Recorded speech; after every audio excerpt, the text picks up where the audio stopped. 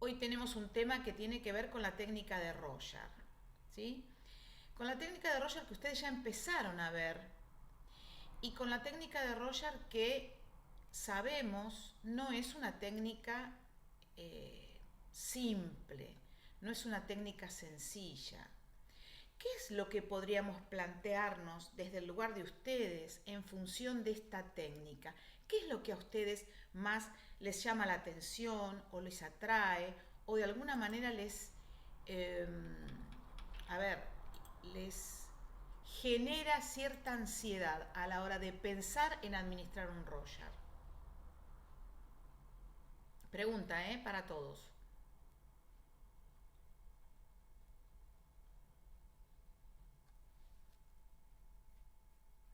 Se me ocurre que por ahí lo que nos podría generar más ansiedad es abstenernos de sorprendernos, sobre todo ante las respuestas del sujeto entrevistado. Eh, Quizás si no leímos nunca respuestas estandarizadas de ese tipo, porque no están estandarizadas por completo, podríamos encontrarnos con sorpresas y tendríamos que saber cómo mantenernos serios, digamos, o proseguir con el procedimiento sin, nada, distraernos, se me ocurre. ¿Y no te parece, Laura, que eso también puede suceder en la entrevista?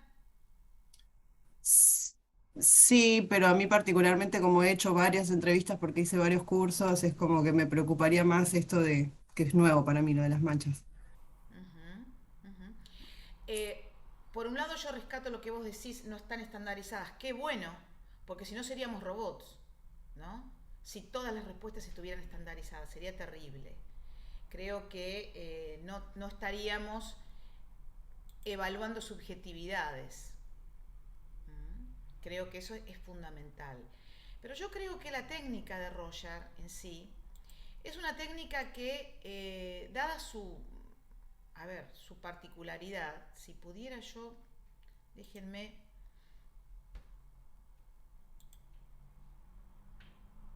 ustedes me van a decir si lo ven o no lo ven, porque, Diana, yo voy admitiendo compañeros que se van sumando. perfecto, si se puede, perfecto. Sí, sí, Se ve, sí. profe. Bien, ¿se ve? Bueno, vamos a, acá está. Nosotros tenemos en realidad una técnica que tiene una gran particularidad, ¿sí? Esa particularidad, les aclaro que este Power está subido, ¿eh? Así que lo van a tener. Cuenta con una, podemos decir, eh, a ver, cantidad de manchas que ustedes ya lo vieron cuando empezaron la capacitación, de las cuales quedaron 10 nada más, no vamos a entrar en eso, pero simplemente verlas todas y ver que hay 5 acromáticas totalmente, como la uno, ¿sí? Como la 4, como la 5, como la 6, como la 7. Bueno, ahí se me fue. Bien. Pero hay dos que comparten lo acromático con lo cromático, como la 2 y la 3. ¿Sí? Y luego tenemos tres finales totalmente cromáticas, perdón, cromáticas, como la 8, la 9 y la 10. ¿Sí? O sea, en esta complejidad que nosotros decimos, ¿qué va a pasar con el sujeto si hay algo que no logro eh, poder como contener, ¿no?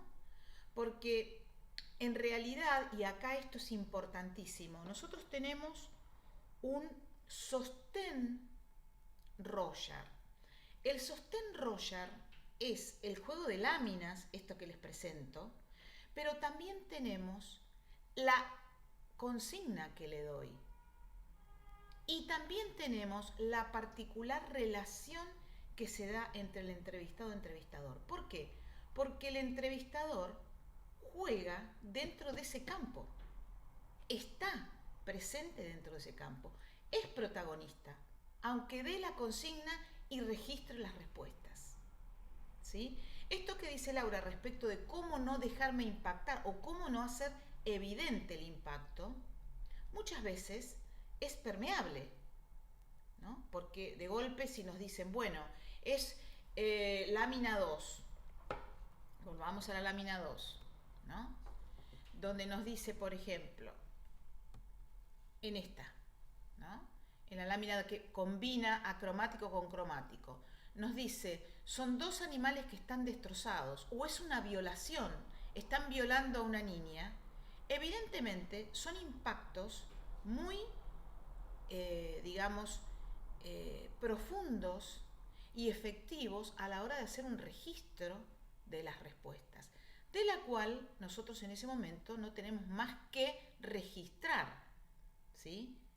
Entonces, el sostén Roger, el sostén de las láminas, que para todos son las mismas, de la consigna, que para todos es la misma, y de la especial relación que se da, hace que las particularidades de ese papel que el Roger tiene esté basada justamente en que los estímulos, los distintos estímulos de este recorrido de las 10 láminas van a afectar o van a activar el hemisferio derecho, ¿sí?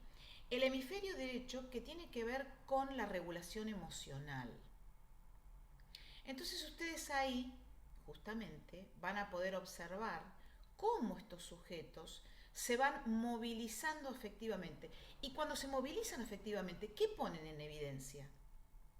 Las defensas, ¿sí? Quiero, puedo, me impactó, me angustia, me deprime, me pone mal, me hace llorar, me deja como paralizado. ¿Qué es lo que va pasando? Por eso, cada una de las 10 láminas, cada una de las 10, tiene que ver con una problemática a resolver. Que eso ustedes también lo han visto cuando se les presentaron las 10 láminas. No lo vamos a volver a retomar. Pero si hacemos rápidamente un paneo, sabemos que cada lámina, en esta combinación de todo cromático o acromático con cromático, o todas acromáticas, tiene distintas configuraciones gestálticas. Algunas parecen un todo homogéneo, otras tienen huecos, otras tienen fragmentaciones, ¿sí? Y en ese sentido, hay, yo diría que conceptos que son claves y que seguramente ustedes también los han visto en las clases de inicio de la presentación de Roger. ¿Por qué? Porque esta activación lo que va a detectar son efectos de traumas de experiencias tempranas, ¿sí? Nosotros tenemos una formulita que lo van a ver más adelante, pero yo se las voy diciendo para que ustedes la puedan entender, que se llama la fórmula del niño quemado. Y es una fórmula dentro del psicograma de cómputos que va a dar cuenta de estos efectos traumáticos. ¿Qué han pasado en el trazado de la subjetividad de estos sujetos? ¿Qué ha pasado? Ha habido situaciones de abuso, ha habido situaciones de trauma, ha habido situaciones de abandono, ha vivido situaciones de, digamos, una total desafectividad. Y ojo con esto, que estas marcas que han quedado en la construcción de la subjetividad son marcas que aparecen, que tenemos que poder dar cuenta de ellas. Tal vez el sujeto no sea consciente de eso. ¿Por qué? Porque estamos diciendo que hay un material altamente ambiguo del cual va a dar el respuestas cuando está emocionalmente movilizado, ¿sí? Entonces va a haber muchas respuestas que no registra. Y esto, cuando nosotros de golpe decimos, bueno, un murciélago negro volando, no dice nada. Pero cuando descomponemos esa respuesta en un sentido de poder darle una significación y acceder al inconsciente, ahí es donde podemos trabajar con estas significaciones y acceder a esos procesos más inconscientes que subyacen en esas respuestas. ¿Sí? ¿Me siguen? El concepto de clínica de la pantalla como situación de administración dentro de todo el proceso psicodiagnóstico, de todo el proceso, implica que va fundamentalmente a maximizar esa oportunidad de poder indagar. ¿Por qué? Porque nosotros tenemos en ese proceso psicodiagnóstico determinadas etapas, determinados momentos, determinadas, vamos a decir, modalidades de interacción con el sujeto. Vamos a desplegar una serie de consignas y de actividades, ¿sí? Que esto también va a permitir un despliegue de acciones del psicólogo o del entrevistador.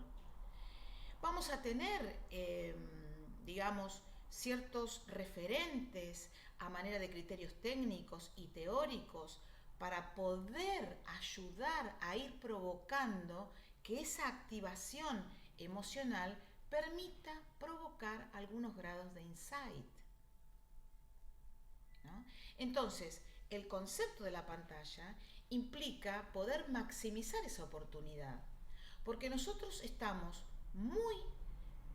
de manera muy abstracta, muy general, sin censurar ningún tipo de respuesta, porque un sujeto puede decir un abuso, una menstruación, dos personas que se aman, un juego de niños, dos perros que se están jugando con una pelota, o sea, puede dar el contenido que quiera. Y nosotros ese contenido lo vamos a extraer para esta oportunidad. Lo vamos a descifrar, descomponer. El PIC, ese concepto que ustedes también han aprendido como el principio de interdependencia de los componentes, hace que todo tenga que ver con todo. Y que justamente el todo es más que la suma de las partes. No es solo lo que se ve y lo que observamos, sino es cómo las recurrencias y las convergencias nos van a ir permitiendo armar hilados de hipótesis para justamente poder lograr esta oportunidad clínica. Entonces, nosotros, ante la consigna que le damos, ¿qué podría ser o representar para usted? Nosotros sabemos que el sujeto no conoce estas láminas. Y en el supuesto caso que las conozca, ha pasado por alguna selección de personal seguramente, ¿sí? Ha sido una experiencia muy transitoria o muy breve, donde generalmente en el ámbito laboral, como siempre digo, no hay mucho tiempo para la devolución. Entonces es una técnica más. En nuestro caso, no. En nuestro caso sabemos que hay un sujeto que no tiene libreto, que es como invitarlo a decirle, mire, salga de su mundo, ¿sí? Salga, préstese a ver qué le sucede con esto que yo le voy a ir mostrando, ¿no? ¿Qué puede ser para usted? ¿Qué representa para usted?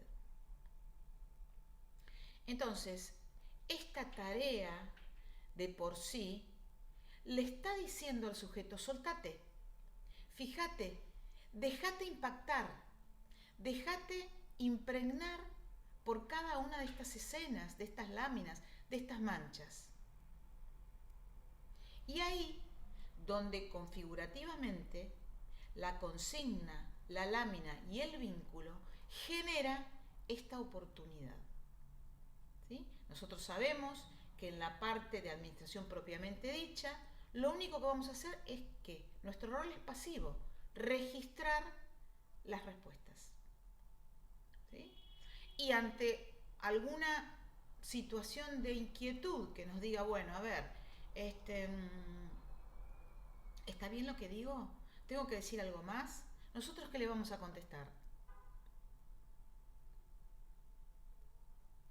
¿Qué le decimos?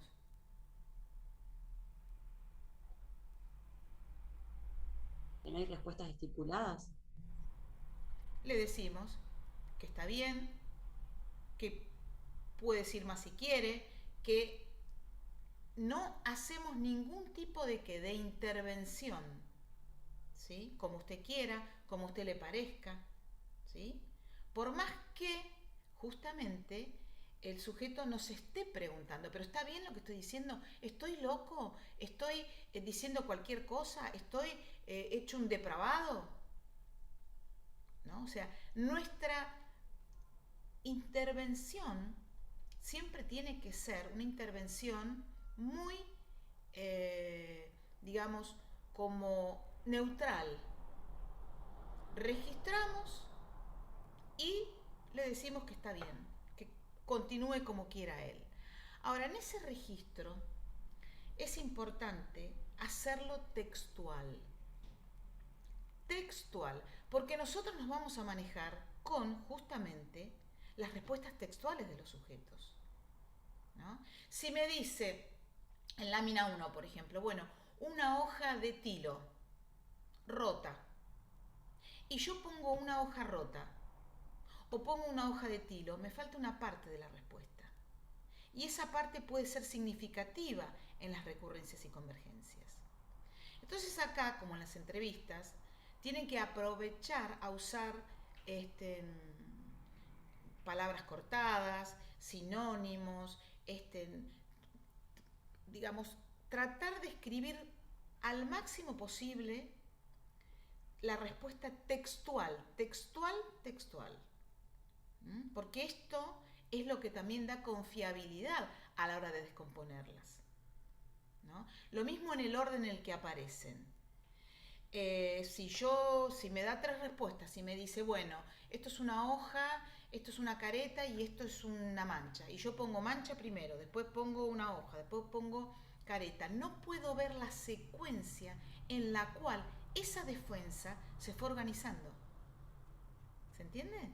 O sea, es algo muy básico lo que digo, pero es elemental a la hora de poder ver si estamos hablando de esta activación, ¿sí?, del hemisferio derecho y de toda la activación emocional que va a estar regulada por las defensas.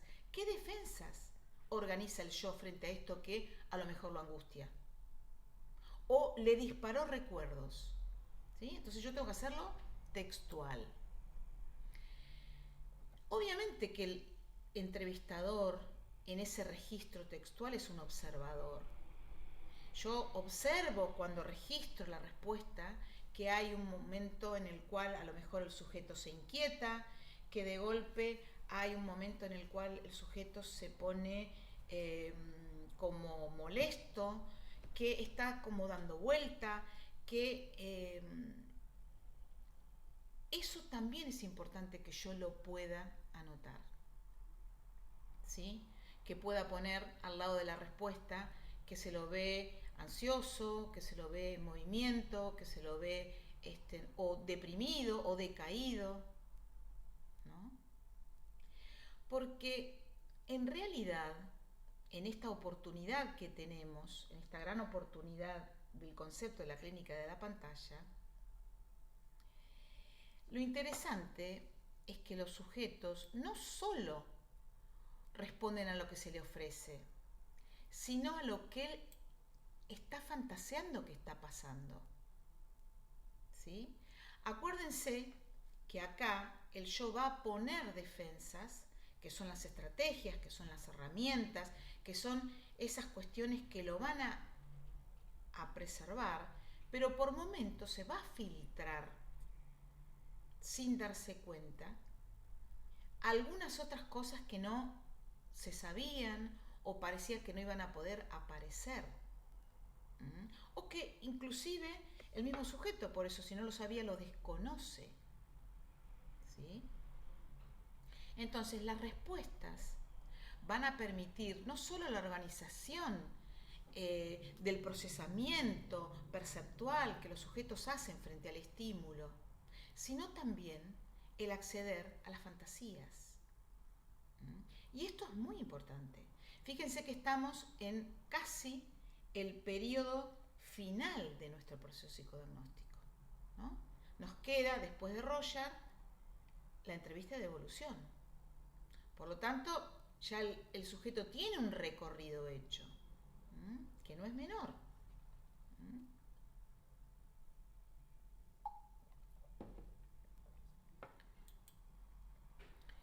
Si nosotros consideráramos, en los términos de Roger, solo el contenido, o sea, lo que verbaliza una hoja de tilo rota, estaríamos como restringiéndolo, recortándolo. ¿Por qué? Porque a nosotros nos interesa cómo se comportó en todas las reacciones, cómo toma la lámina, si la da vuelta, si pregunta, si me mira, si mira la lámina, si mira para otro lado, si trata de buscar en otro lugar a ver qué respuesta le puede generar el disparo de sus propias respuestas. O sea, nosotros consideramos lo verbalizado, por supuesto, que es lo que vamos a registrar con esto que aparece desde el punto de vista de la conducta, ¿sí? Pero también tenemos que considerar la conducta nuestra, ¿sí? Porque si yo le digo, no, mira, esto no lo diga porque esto está mal, o esta respuesta está muy buena, yo estoy haciendo juicios de valor, ¿sí? Y esa conducta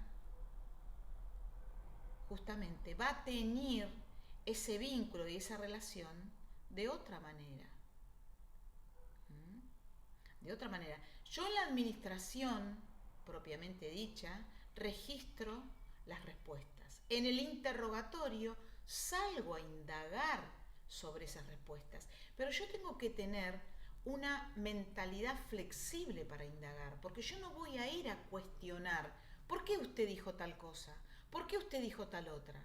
Sino que yo quiero saber.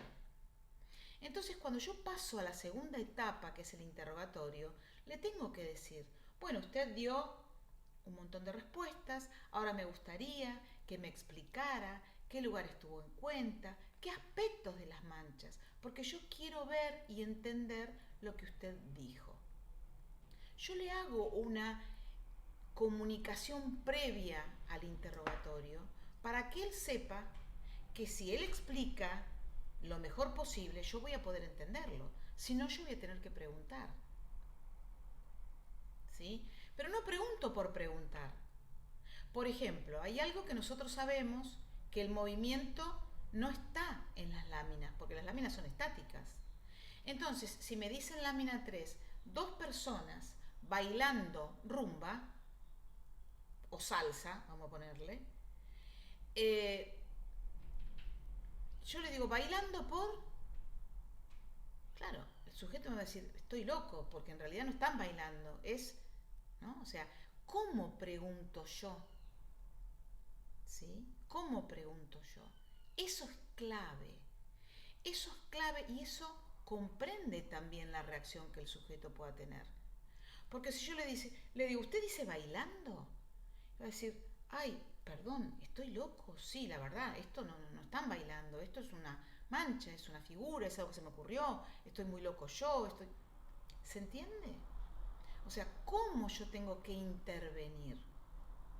Entonces yo tengo que intervenir para que a mí me quede claro que eso verbalizado va a quedar descompuesto en distintas categorías de clasificación. Esas categorías de clasificación tienen que ver con el lugar que ha usado para su idea, qué recortó. Tomó toda la lámina, tomó una parte pequeña, tomó solo un espacio blanco, hizo un detalle medio arbitrario. ¿Qué es lo que utiliza? Luego, ¿qué aspectos de la lámina? Los aspectos, algunos están ofrecidos, los colores acromáticos, los cromáticos, los claroscuros, los efectos de profundidad, de difusión, pero el movimiento en realidad no está. El movimiento tiene que ver con una configuración gestáltica. ¿Sí? Entonces yo tengo que saber qué aspectos. ¿Y cómo vehiculiza ese lugar y esos aspectos? Justamente con un vehículo que es el contenido, que puede ser animal, que puede ser vegetal, que puede ser humano, que puede ser artístico, que puede ser geográfico, que puede ser, ¿sí?, de todo tipo. Estas tres categorías que va a permitir descomponer esas respuestas, yo siempre las voy a tener que cargar, que saber, que indagar, porque si no, no puedo descomponer las respuestas. ¿No? Si me dijo una tarde del mes de abril, y yo digo una tarde por la forma, pero acá hay algo cualitativamente que es tarde de abril que yo no indagué. ¿Sí? Y eso me queda a mí como que es el claroscuro, es la difusión, es lo cromático. ¿Qué es? ¿Por qué dijo eso? ¿Se entiende? Entonces, los sujetos generalmente, después de cada respuesta, dicen por la forma, porque es su manera de expresar, ¿no? Por ejemplo, en lámina 2, dos perros jugando con una pelota. ¿Qué le dio idea de perro? La forma. No va a decir más que a lo mejor mostrar que acá están las trompas, la pata, la pelota. ¿Por qué? Porque dijimos que es un mundo nuevo para él. Esto es totalmente desierto. No tiene que decir, sí, mira, tuve en cuenta el movimiento, no, tuve en cuenta el color, no, tuve en cuenta la forma. No lo va a decir. No podemos esperar eso. Nosotros tenemos un contenido que descomponer. Y en esa descomposición, a las categorías de lugar, de componentes y de contenido, le sumamos esta posibilidad de pensarse desde lo consensuado, desde lo que una población, ¿no?, transmite. Por ejemplo, si uno toma una población de Japón, va a tener ciertas ideas consensuadas respecto de las rutinas de la sociedad, culturales, ¿sí?, vinculares. De igual manera si tomamos en África, de igual manera si tomamos en Estados Unidos, de igual manera si tomamos en Argentina. Estas posibilidades de consensuar ideas tienen que ver con las identificaciones que se logran en una comunidad. Entonces, yo no puedo utilizar tablas que son ajenas a mi región, a la región donde yo aplico el Royal, porque voy a estar haciendo un análisis distorsionado, ¿no? Y esto nosotros lo hicimos en varias investigaciones cuando comparamos respuestas, por ejemplo, entre España, Francia, Brasil, Estados Unidos y Argentina, hasta inclusive Uruguay, que hay diferencias. En el caso de Uruguay y el caso de Chile, había diferencias muy sutiles, pero las había. En el caso de España, de Francia, de Italia y de Estados Unidos, había muchas diferencias. Entonces, nosotros no podemos comparar nuestra sociedad y nuestra manera, nuestra idiosincrasia con otros países. Esto quiero que les quede claro para todas las pruebas que ustedes apliquen alguna vez en su vida. ¿Sí? Tienen que usar las tablas normativas, los estándares del país. Y esto ha traído muchas consecuencias, por ejemplo, en los cuestionarios que se han tomado respecto de la pandemia sobre la depresión y que se han evaluado con valores americanos.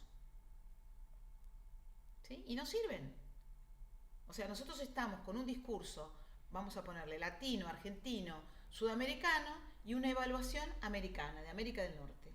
¿Se entiende? O sea, esto quiero que les quede bien en claro, porque no es compatible. Nosotros tenemos que usar para cualquier prueba que administremos nuestras normas locales. Por eso nosotros tenemos esta batería de técnicas que a ustedes les va a garantizar a lo largo de la administración que lo que ustedes evalúen, ¿sí?, sea analizado bajo las normas nuestras, argentinas. ¿Se entiende? Esto es muy importante. Me quedó duda cuando estábamos hablando de esto de la respuesta que el sujeto puede dar y referir a que lo que dijo tiene que ver con la forma. Ahí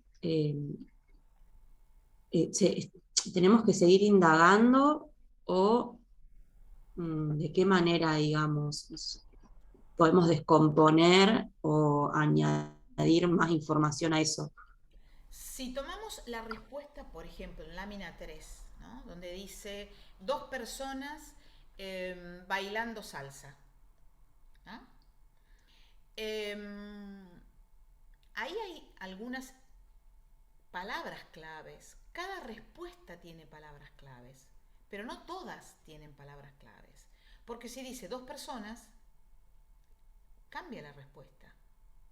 Si dice dos personas, yo le digo, dos personas por...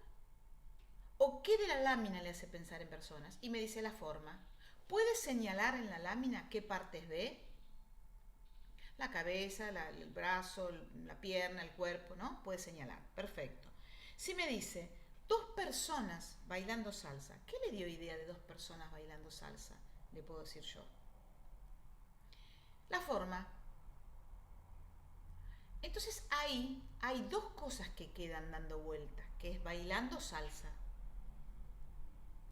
Y yo le puedo decir, ¿qué en particular, además de la forma, le hizo pensar en bailando salsa? ¿Qué en particular de la lámina? De la lámina. Esto es clave, chicos. Siempre yo tengo que remitirlo a la lámina. ¿Por qué? Porque si ustedes se encuentran con personas muy dispersas o muy desorganizadas, se van a meter en un mundo de fantasía que no lo van a poder organizar. Si el estímulo nuestro a compartir es la mancha, yo tengo que decirle siempre qué de la lámina le hace pensar en, qué aspectos de la lámina tuvo en cuenta para la idea de personas. ¿Se entiende? Y yo me tengo que tomar el tiempo para mentalizarme esa administración. No para preguntar por preguntar. Acá no hay que preguntar por preguntar. Yo no tengo que llenar espacios para llenarlos. No, yo tengo que llenar espacios para poder justamente entender, comprender y acceder a capas más profundas e inconscientes de esa subjetividad. Por eso, cuando yo descompongo esa respuesta en el lugar, en el componente, en el contenido, en la posibilidad de si es popular, en el fenómeno especial si aparece, yo voy a tener ya una información que no es todavía la final. Es una de las informaciones que me da mi Roger. ¿Sí? Una. Pero fíjense, si nosotros estamos hablando de esto de organizar el material, ¿no? Si nosotros estamos diciendo de organizar el estímulo, vamos a tener en cuenta estos ejemplos, que es en la lámina 10. La lámina 10 es una de las láminas más, es la más fragmentada de Roger, que encima es totalmente cromática, que si el sujeto puede llegar a dar una global, que está bien vista, porque la calidad formal siempre es muy interesante y muy necesaria para las respuestas, si es así, implica un esfuerzo grande del yo. ¿Para qué? Para unir todos esos componentes y dar una respuesta. Es lo mismo que si en la lámina 1 el sujeto da, que es toda homogénea, da o en la lámina 5, que por ahí les queda más grabado, que es la del murciélago, de golpe el sujeto la desmembrana, ¿no? Es más difícil. ¿Por qué? Porque es un todo homogéneo organizado, ¿sí? Entonces, si el sujeto en este tipo de respuesta, por ejemplo, nos dice, acá vamos a ver tres ejemplos distintos. En la primera vemos pedazos de cerebro y sangre salpicada en la pared cuando encontré a mi papá después que se pegó un tiro. Fíjense que es una respuesta que realmente es muy choqueante, ¿no? No sabemos cómo venía la secuencia de las respuestas, pero sí sabemos que pedazos de cerebro, que sangre, que hay alguien que nada más y nada menos con un vínculo hacia el sujeto como el padre, ¿sí? Aparece reflejada en esta respuesta, en esta lámina, ¿sí? Pero vemos otra que nos dice otro sujeto, ¿no? Son 3 ejemplos de 3 sujetos diferentes. Podría ser una obra de arte, solo por los colores, ¿no? Fíjense que acá hay una organización del material, estímulo, muy distinta, ¿no? Si la comparamos con la primera, ¿cómo sería la segunda? ¿Cómo ven la segunda?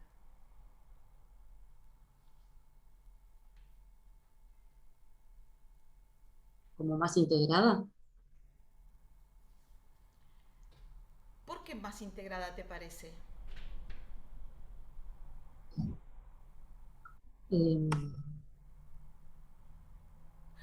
Fíjense lo bueno, no. siguiente, acá hay, en la primer respuesta, hay pedazos del cerebro del padre. Como que en la primera está más involucrado el sujeto en la respuesta. Exactamente, exactamente. En la segunda, ¿qué aparece? Un distanciamiento, ¿no? Podría ser, ¿sí? En la primera hay como certeza, ¿no?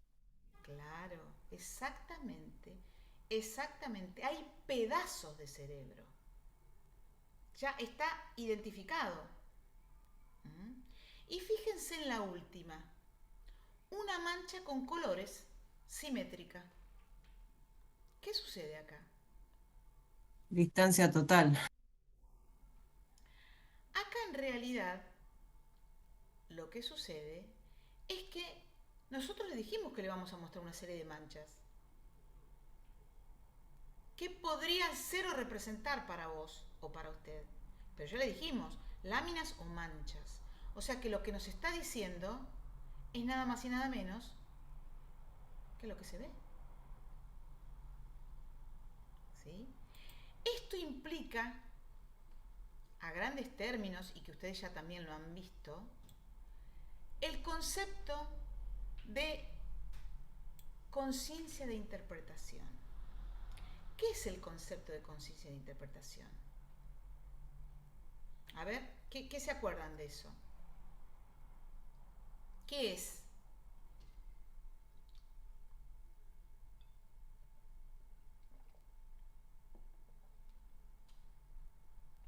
Es algo así como este juego que se da entre lo real, digamos, de la lámina y la fantasía del sujeto. Exacto. O sea, es un como si. Yo le estoy diciendo qué podrían ser o representar para usted, pero simultáneamente sabemos que no son un real. ¿Sí? Entonces, la conciencia de interpretación, la información que nos va a dar a nosotros, es la posibilidad que el sujeto tiene de organizar ese estímulo en función de sus necesidades, de sus defensas, de sus fantasías, de sus emociones. Esa conciencia de interpretación va a permitir ver cómo el sujeto puede posicionarse frente a ese estímulo, aceptando que es el autor de las respuestas, pero que simultáneamente no son un real, ¿no? Es en realidad un espacio, decimos, transicional, ¿sí? Transicional. Cuando está conservada esta conciencia de interpretación, ¿qué observamos? Observamos que hay un juego simbólico, puede dar cuenta de ese como si, sin caer en la angustia, sin desorganizarse, sin ponerse en un estado desintegrado. ¿Sí?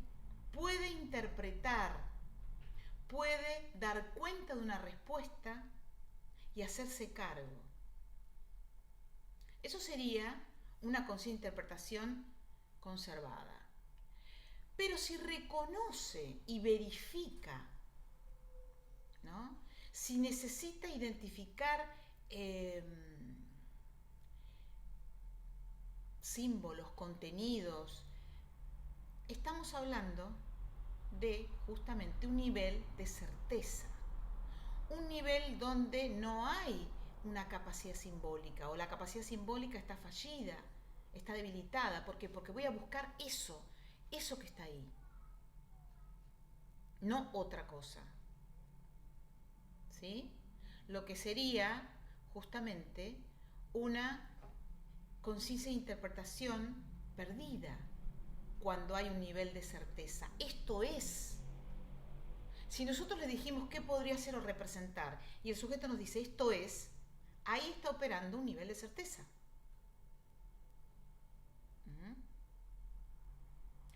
Ahora, la tercera posibilidad de encontrarnos con la conciencia de interpretación es cuando el sujeto en realidad va a defenderse, va a negar, va a tomar distancia, va a desplazar el compromiso hacia otros, ¿sí? Y en parte va a devaluar la tarea cuando dice justamente una mancha. ¿Qué pasa? Ahí la conciencia de interpretación se aumentó. Hay algo que teme la inclusión de sus propias fantasías. ¿Sí? Entonces, si volvemos a estos tres tipos, en el primero, ¿qué tipo de conciencia de interpretación tendríamos? Pedazos de cerebro y sangre salpicada en la pared cuando encontré a mi papá después que se pegó un tiro. Perdida, ¿no sería esa? Perdida, claro. Eso sería perdida, ¿verdad? Hay parte del cerebro del padre en esa respuesta, ¿sí? Lo cual, esta separación yo no yo, sí mismo otro, quedó como desdibujada, ¿sí?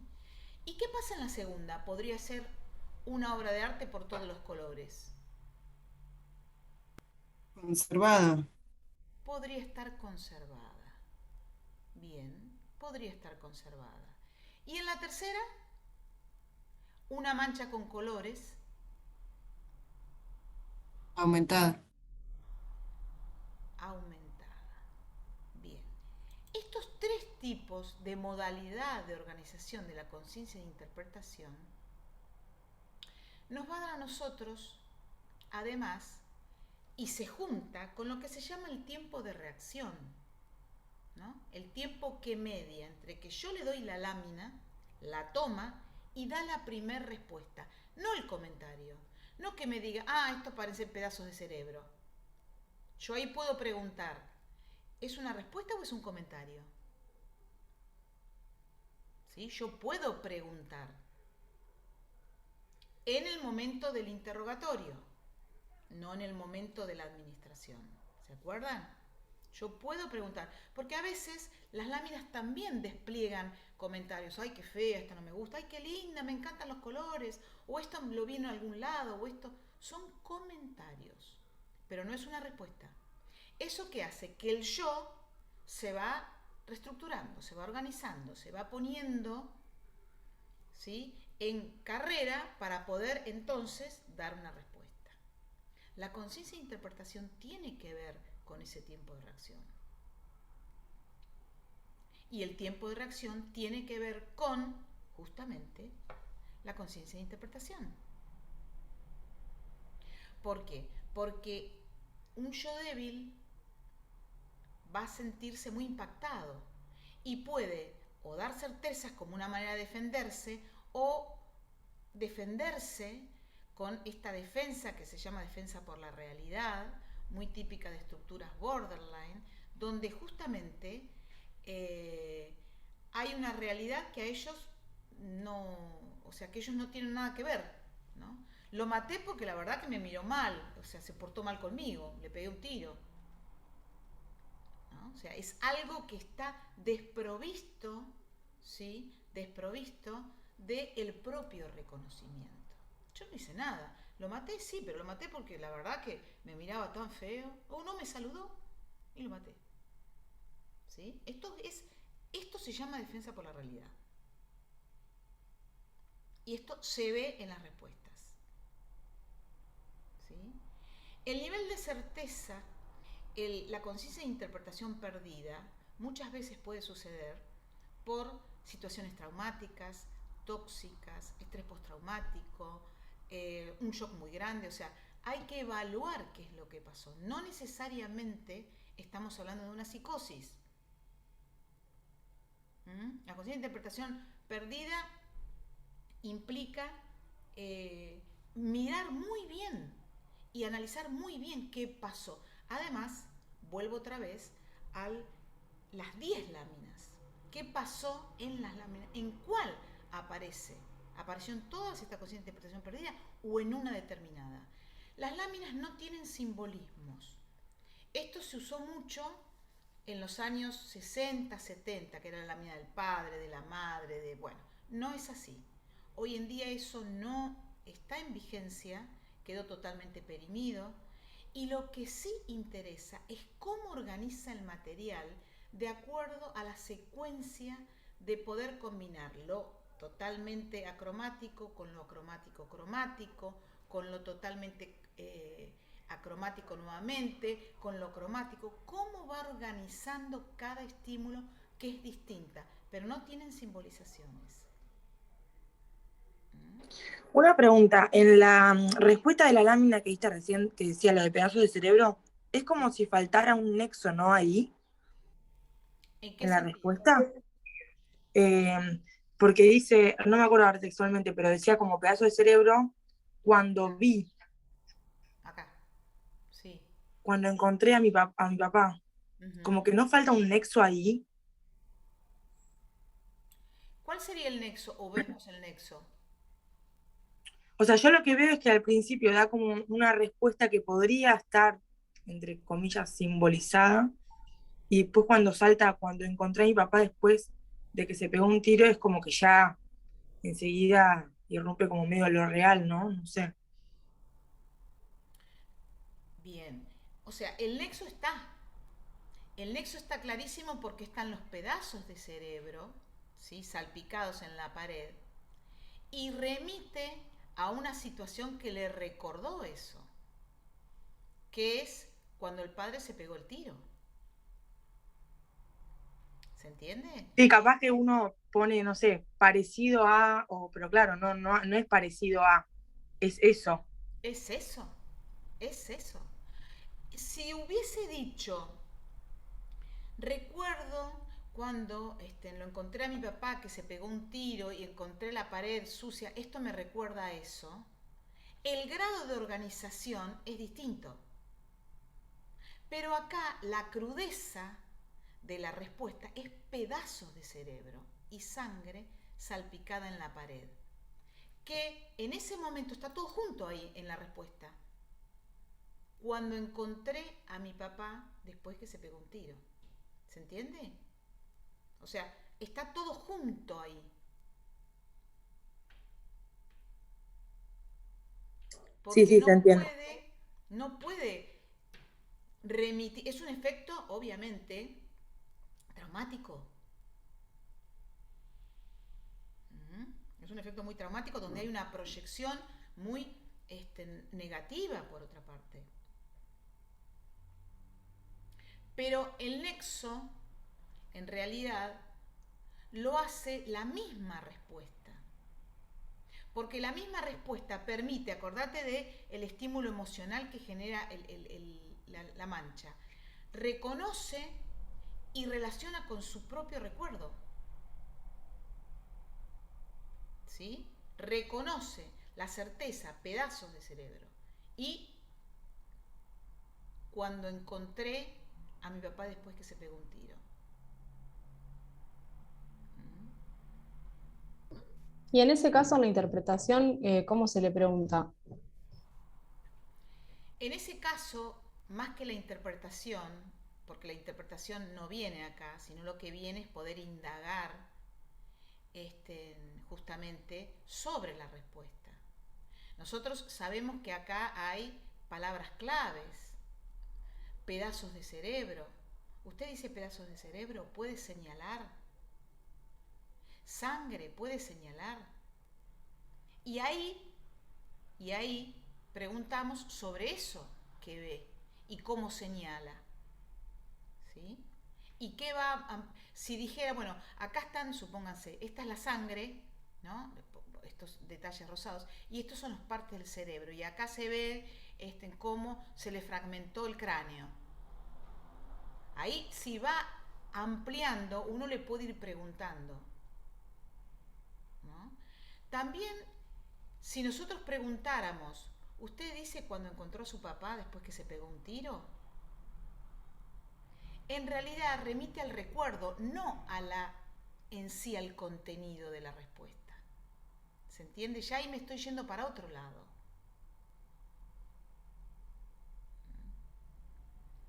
Perdón, cuando hay, eh, cuando hay omisiones, ¿no? No sé, si el sujeto no viera el color de la lámina, eh, no sé, nos dijera que es una lámina sombría, ponele. Eh, Nosotros podemos indagar sobre eso, no sé, no sé qué es lo que le produce eso, o no sé, o qué me puede decir de los colores, o algo así, o lo tomamos como omisión, nomás no indagamos. No, porque te dice una lámina sombría, no te está diciendo nada. Entonces vos ahí le decís, usted me dice una lámina sombría, ¿por? O usted me dice una mancha sombría, ¿por? Yo no le puedo preguntar qué le provoca, yo no le puedo preguntar sobre los colores, yo tengo que usar su término, porque si no, estoy agregando yo palabras mías. ¿Sí?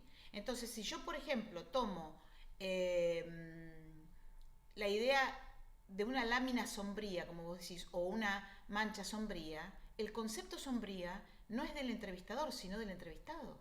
Y yo tengo que poder definir, y por la forma, ¿qué en particular de la forma usted le hace pensar en sombría? ¿Tiene en cuenta algún otro elemento? ¿Algún otro aspecto? ¿Se entiende? Pero Perfecto. yo no agrego, Sí, perfecto, gracias. no le puedo agregar ni qué le provoca, ni qué impacto, ni qué color, porque no lo dijo él. Si dijera son colores sombríos, la cosa cambia. Porque entonces yo sí le puedo preguntar, usted dice que son colores sombríos, explíqueme, ¿cómo es eso? ¿A qué se refiere? ¿Se entiende? Ojo, yo no agrego nada que no esté en su respuesta. Por eso hay justamente términos que son claves. En este caso, en la primera, podrían ser pedazos de cerebro y la sangre salpicada en la pared. En el caso de la segunda, ¿cuál sería la palabra clave? ¿Qué les parece a ustedes?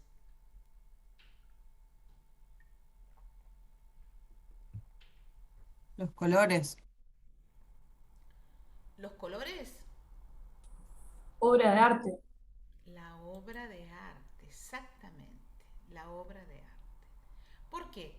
Porque los colores, en realidad, sabemos en una lámina totalmente cromática, pero le da el contenido de obra de arte. Y obra de arte no es cualquier cosa. ¿Sí? Esa es una palabra clave. ¿Usted dice obra de arte? Bueno, sí, porque acá yo lo vi en un museo, tenemos mármol, tenemos lo que quiera agrandar y explicar o describir. Pero la palabra clave es obra de arte. Y en la última,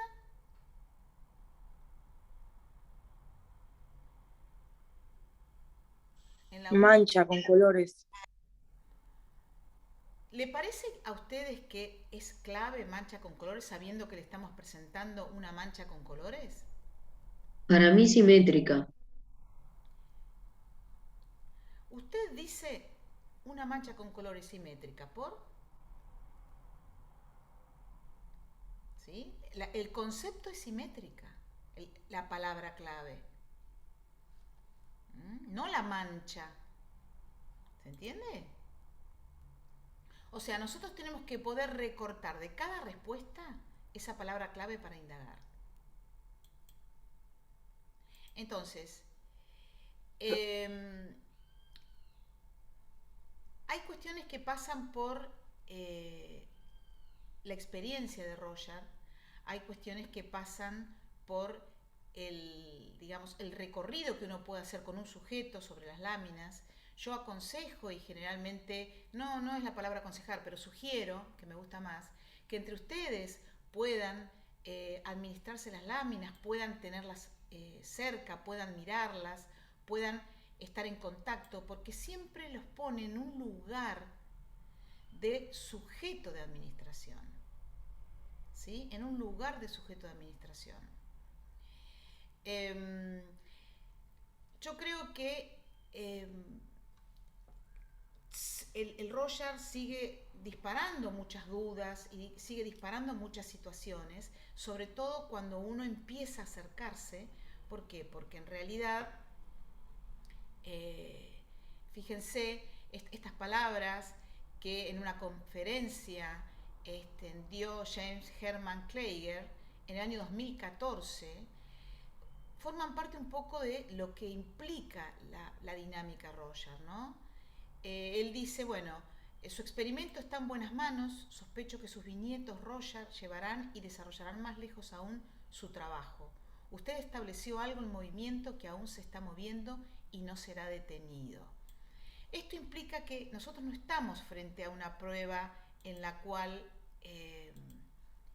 digamos, vamos a trabajar estáticamente y con un sujeto de una manera y con todos igual, o que vamos a actuar con todos iguales, sino que también nosotros tenemos que dejarnos impactar por lo que es el estímulo, y previo a esto tenemos que conocerlo, porque si no lo conocemos va a ser muy difícil.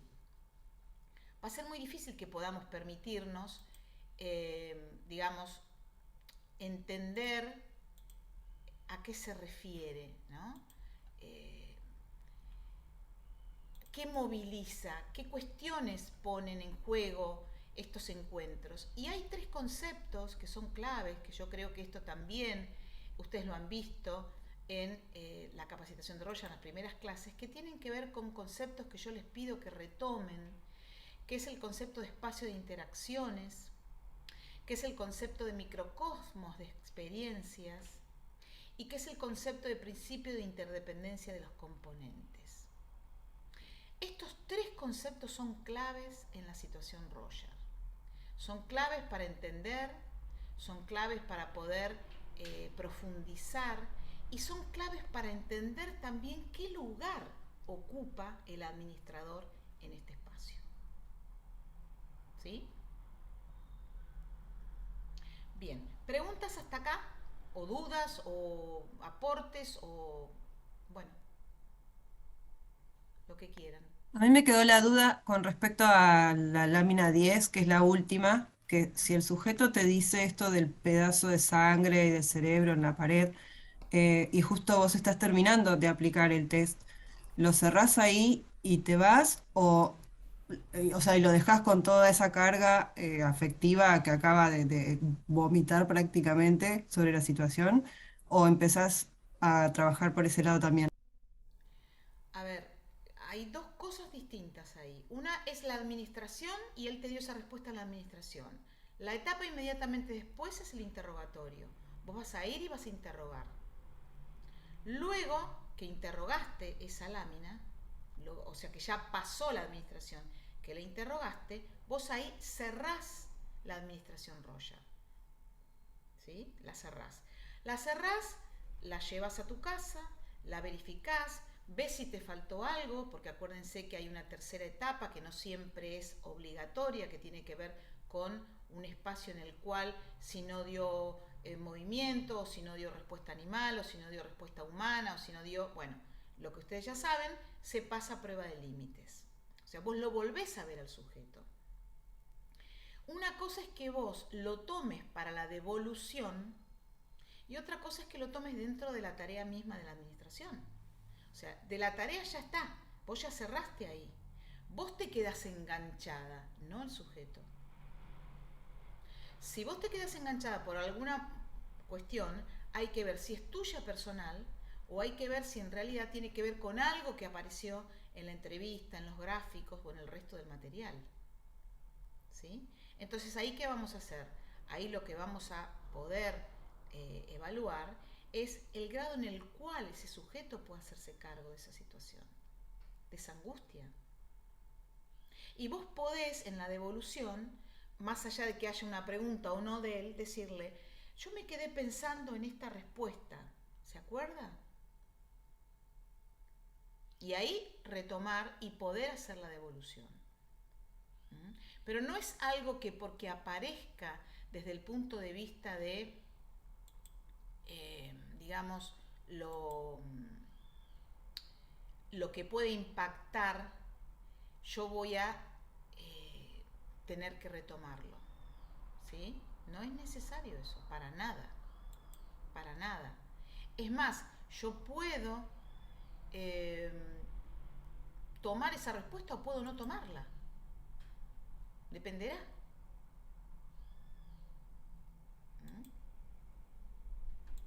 ¿Se entiende? Perdón, Sí.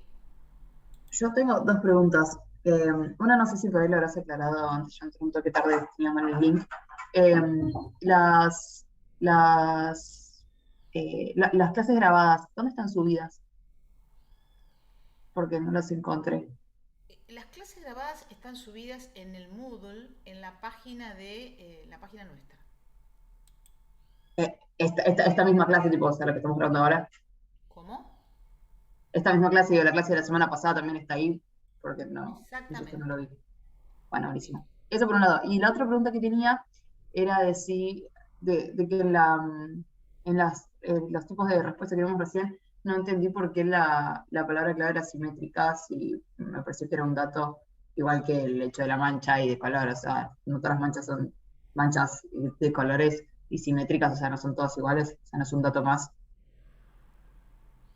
donde la misma índole que mancha y color, que sea simétrico. A ver, no estoy entendiendo la respuesta. ¿Vos estás diciendo que si el sujeto dice mancha o dice colores es lo mismo? No, digo, ¿por qué en la tercera respuesta, que la respuesta había sido una mancha de color simétrica, digo, por qué habíamos dicho que la palabra clave era simétrica? Bien. En realidad, en esa respuesta la palabra es simétrica porque nosotros le dijimos que le íbamos a mostrar manchas de tinta. ¿Sí? Nosotros le dijimos, yo le voy a mostrar 10 manchas de tinta, quiero que usted me diga qué podrían ser o representar. Es por lo que dijimos, no por la obviedad de la respuesta. Claro, claro. Ok, Macarena, gracias. O sea, cada respuesta tiene una palabra clave, generalmente. A veces no. Si dice un murciélago, no tiene palabra clave. Pero si dice un murciélago al acecho, sí tiene palabra clave. Si dice una hoja rota, tiene palabra clave. ¿Sí? Si dice una hoja de tilo, tiene palabra clave. Si dice un hombre y una mujer que están mirándose en un bar, hay varias palabras claves. Hombre, mujer, bar, ¿sí? Lo que nosotros tenemos que poder es recortar para no preguntar por preguntar sobre algo que en realidad no conviene, porque no nos da la información que queremos. Por eso las intervenciones son pocas, son las justas para poder descomponer esas ideas y clasificarlas. ¿Sí? No para preguntar, para llenar el espacio. A veces cuando el sujeto en su modalidad es muy descriptivo, hay prácticamente respuestas que no se indagan. Porque si yo empecé a indagar bien en las primeras 3, ya el sujeto sabe lo que yo voy a buscar. Entonces, ¿qué hace? Sale esa información por sí misma. Esto estamos hablando de un sujeto que tiene, por supuesto, un nivel intelectual medio, ¿no? Medio alto. Un sujeto que tiene un nivel intelectual más bajo, evidentemente va a necesitar por ahí que lo direccionemos o que le preguntemos. Pero si yo intervine bien en las primeras respuestas, ya el sujeto sabe qué es lo que yo estoy buscando. Entonces, una vez que tiene la respuesta y yo le releo su idea, empieza como a aclarar él mismo. Esto es muy común que suceda. Ah, sí, acá me acuerdo que te dije tal cosa. Bueno, ahora que lo veo, sí, mira, ¿ves? Acá está esto, aquello, lo otro. Esto es como que el sujeto se da esa libertad de poder explicar sus ideas. Pero, si no las hay, yo tengo que ir a esas palabras claves. Y si no hay palabra clave, bueno, no puedo ir a la palabra clave. Si dice un murciélago, ¿puede señalar en la lámina qué partes ve? Y listo. Y ya lo tengo. ¿Se entiende? O sea, es algo muy, muy de entrenamiento y de mentalizarse que todas las respuestas son diferentes. Pero si ustedes se mentalizan a que tienen que tener categorías para después descomponerla y completarlas, va a ser más fácil la intervención en el interrogatorio. Profe, una pregunta. Si nosotros reconocemos que hay un malestar o una angustia en alguna de las respuestas, ¿se indaga igual? Porque, por ejemplo, hoy en los TP justo veíamos eso con otros test, eh, o sea, como que no sería como profesional y bueno, eso. Acá igual tenemos que indagar para lo que es la categoría y eso. A ver, me parece que estamos en campos distintos. Una cosa es que uno diga, bueno, en realidad el sujeto se movilizó frente a una determinada etapa o momento del proceso. En la entrevista está contando algo y uno le diga, bueno, quiere que sigamos trabajando, quiere que nos detengamos acá, quiere que vuelva mañana. Y otra cosa es en la técnica, que también yo le puedo decir, si se pusiera tan angustiado, ¿qué le está pasando? ¿Quiere contarme qué le sucede? Pero ahí tengo que hacer un distanciamiento de la técnica. No es que la corto porque se angustió. Le pregunto, siempre le pregunto. No es que corto porque tal vez esa angustia es la que me invade a mí, no al sujeto. ¿Sí? Entonces yo tengo que ser muy cuidadoso con eso. Si el sujeto no quiere hablar, directamente va a decir, no, esto no me gusta, no quiero verlo más. Es muy probable que lo diga. O que diga, no, puedo seguir.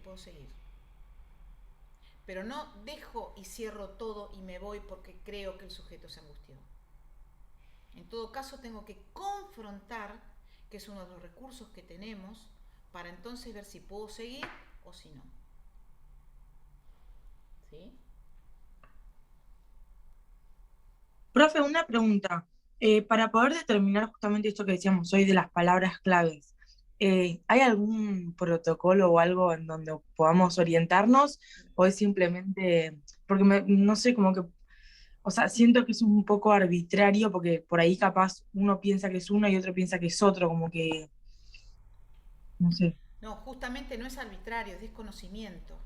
O sea, la Ah, falta bien. de práctica y entrenamiento en la administración de Roger genera ese tipo de situaciones de desconocimiento. Yo lo que les sugiero es que ustedes tienen mucho material como para leer, lean las respuestas, aunque no entiendan demasiado la clasificación, pero lean el tipo de respuestas de todos los casos que tenemos, de los casos que van viendo en los prácticos, en la capacitación. O sea, en el libro está lleno de ejercitaciones y de respuestas en distintas láminas como para que ustedes vayan ejercitando la manera en la cual los sujetos pueden organizar ese estímulo. ¿Mm? Eso creo que va a ser lo más correcto, lo más específico. ¿Mm? Gracias. Bien. Bien.